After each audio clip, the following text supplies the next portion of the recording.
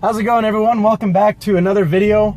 It's been a while since I posted the last one, but you know what? I had quite a few people watch it and like it. So hopefully this one's going to be just as helpful and awesome for all of you watching. So this is going to be essentially a long-term review. Ever since I've owned the car, I'm going to be covering everything that I've had to do with it, if I still like it, how it's been holding up. So essentially this video is going to be really helpful to all those people who are looking to buy an Infiniti, but just aren't really sure if they want to get one. So anyway, I have had this car for about 8 months, give or take, and you know, it's been pretty good to me, but I've had to do a couple things to the vehicle, a couple maintenance things. So when I got the car originally, there were, well, in my eyes, there actually wasn't a single problem with it, but it turned out as the months went on, I kind of started to see some of its flaws. Now, of course, when you're buying an older vehicle, you have to anticipate that there are going to be certain issues, but I wasn't really anticipating the things that I would have to, that I had to do. So the first thing that went wrong were the camshaft position sensors. Now, this is actually a common thing, not just on Infinitis, not just on G35s in particular, but it's actually a Nissan thing.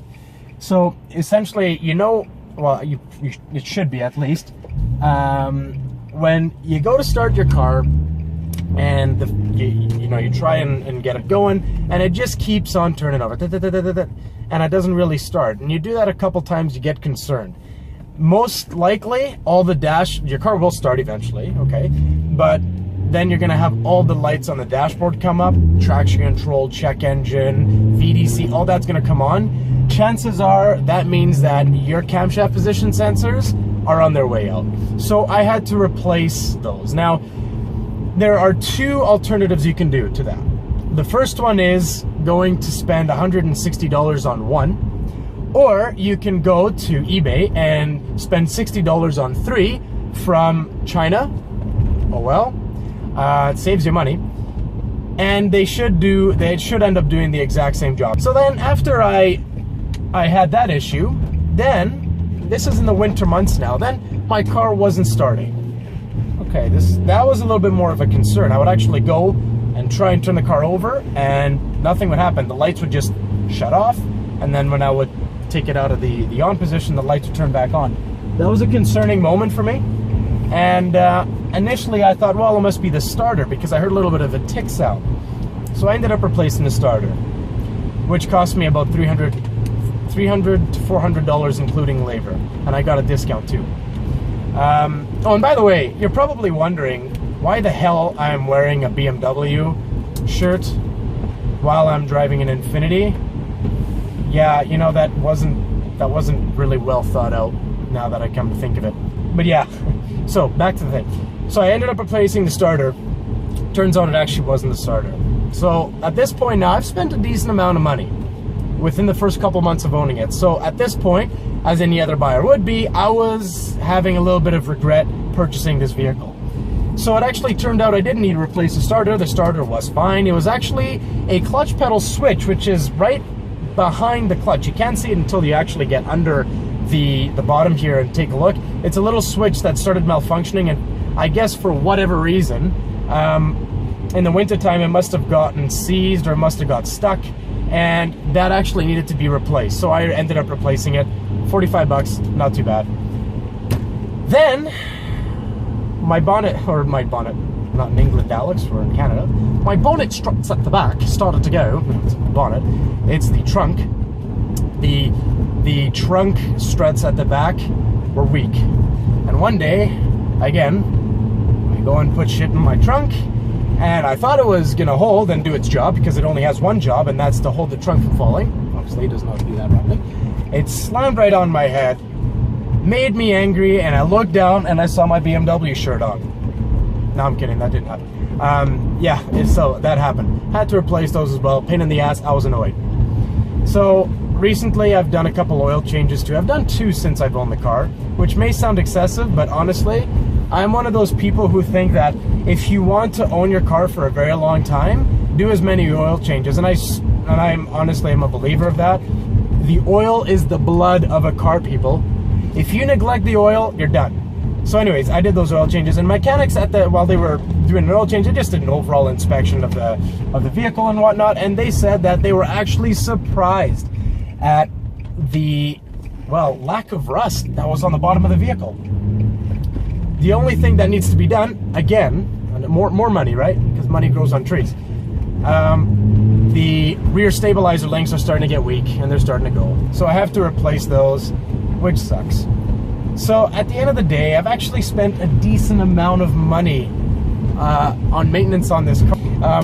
So I've had to do a decent amount of money, put a decent amount of money into this car, but it was old and it was used, and I understood that was the case. And that's the reason why I'm still driving this car today. There's one thing that I really like about this car, and that's the engine, the VQ35DE. It's a wonderful engine. For the age, even though it's old, you know what? It still produced a lot of power back then for the time, and it still does today. Now, lots of people have also been wondering, well, does your engine burn oil? Because I heard the VQ... Okay, let's straighten that out right now. The old VQ engines, so 2003 to 2004, the initial ones didn't burn as much oil as the rev-ups. Now, the rev-ups, I believe, started in 2005 and went to 2007. Those ones are the ones to look out for. They burn oil, okay, and a decent amount of it.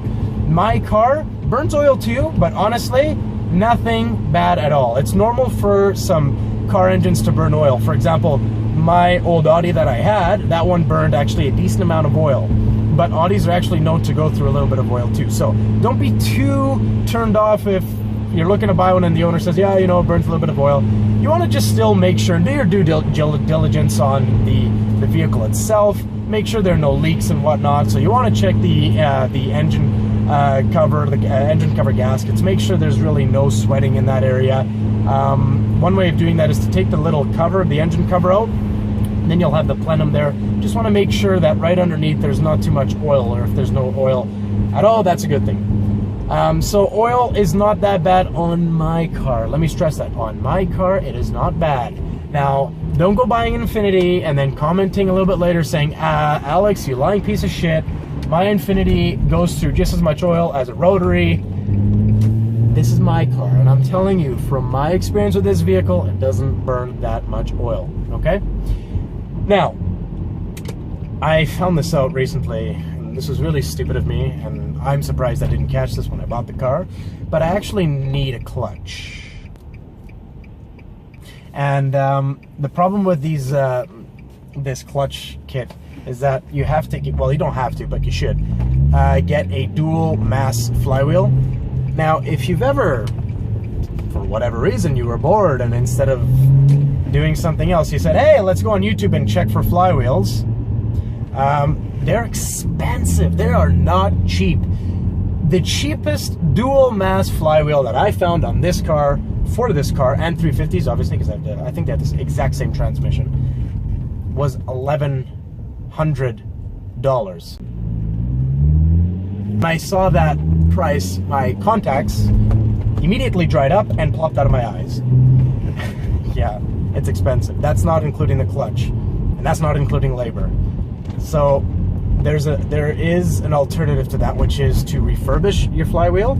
I strongly suggest doing that. I really do. It's not going to be as expensive. I'm sorry, by the way, I'm sorry for the camera shake. I know this is probably annoying the shit out of you guys, but the other phone mount that I had was a piece of shit, and I went and bought a new one, and clearly this one's still a piece of shit. So, but anyway, deal with, you know, just bear with me, okay? Yeah, so you can refurbish the flywheels if it's not too damaged. I've called up some places, $80 to refurbish it. I'm telling you, that's a lot cheaper than spending $1,200, okay? So refurbish that flywheel if you need to do it. The clutch themselves aren't that expensive, a couple $100. For an OEM one, you can probably get one for around $140 Canadian on top of that. So for all you Americans who have the better currency, then you're gonna be okay. But other than that, do I still like this car? And the answer simply is yes, I do. For all of the problems, well, it's not a lot of problems, but for some of the annoyances that this car threw at me, I'm still owning it.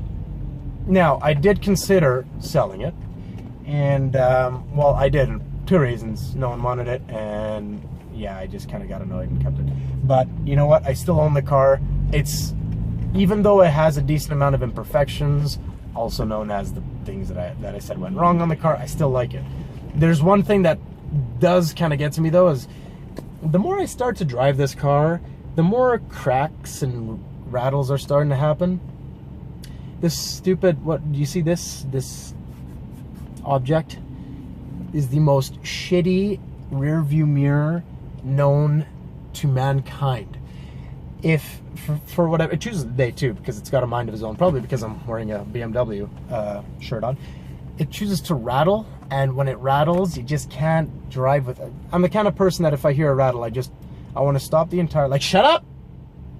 Where the fuck is the rattle coming from? Okay, no. This mirror is just frustrating. It rattles a lot when if you like the beats, like really hardcore beats, and listen to music at like max volume and annoy everyone around you, that's gonna probably piss the hell out of you, as it pissed me off. Yeah, the seatbelt too, I mentioned that in my other video. It still pisses me off to today, so obviously that hasn't changed. But a couple of cracks and rattles. Now, you know, lots of people also ask me, so what about this exhaust system? Is it good? I'm gonna roll down the windows, and it's a beautiful day in the neighborhood. It's 7 degrees. So I'm gonna roll down the window. Oh, by the way, my window motors are starting to go too. Thought I'd let you know. They actually are. I'm not kidding. I have to do that. It's also a problem. No problem. So anyways, I'm gonna take off and you tell me what you think of it.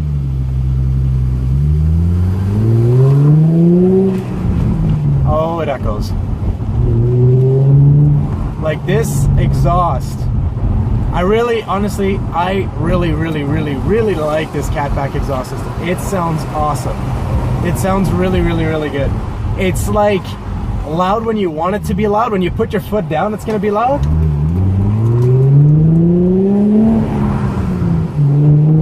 Yeah. If you guys can't hear it, well, sucks to be you, because it sounds really good. When you're cruising, it's not that loud, which is cool. But when you're pinning it, you know what? It opens up. That being said, I do also have wide pipes and a short ram intake, so that probably might add a little bit to the throatier sound. But if you're looking to get a really good exhaust, they're not the cheapest, but if you're looking to get a good exhaust, exotic speed. I really like it.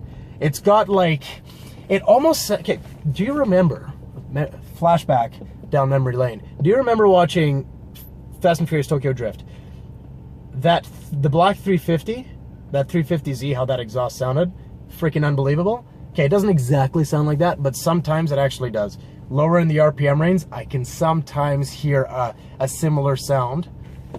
And if you're looking for something like that, a throaty sound, that doesn't sound tangy, that doesn't sound raspy, this is the exhaust for you. Seriously, it is good, it is worth it. But yeah, other than that, that's the review. You know, of the problems that I've had, I still enjoy the vehicle. The engine's awesome. Oh, in the winter time, this thing warms up in like 3 minutes. You've got blasting warm air, and your engine temperature gauge is actually reaching near optimum temperature. It warms up extremely fast, so that's one thing, another thing I love about this engine. So, but yeah, thanks for tuning in one more time. I know it's been a little bit of a while since I posted a video, but I really haven't had that much time. But tell me what you think about the videos that I've been posting, because I've actually had a decent amount of views. It's kind of surprised me for the little subscribers that I have. Tell me what you think of the videos. That'd be really wonderful, because it'll give me some insights onto some things that I can improve, or I can even mention in my videos, or, oh, that's a yellow light. Whoopsie! That I can improve in my videos. So, definitely, one more pull. Okay, enough hooning. Yeah, let me know. Like if you liked it. Thumbs down if you didn't like it. Subscribe if you want to. More videos to come. Thanks for tuning in, and hopefully this helped you out. Thanks, guys, and we'll see you later.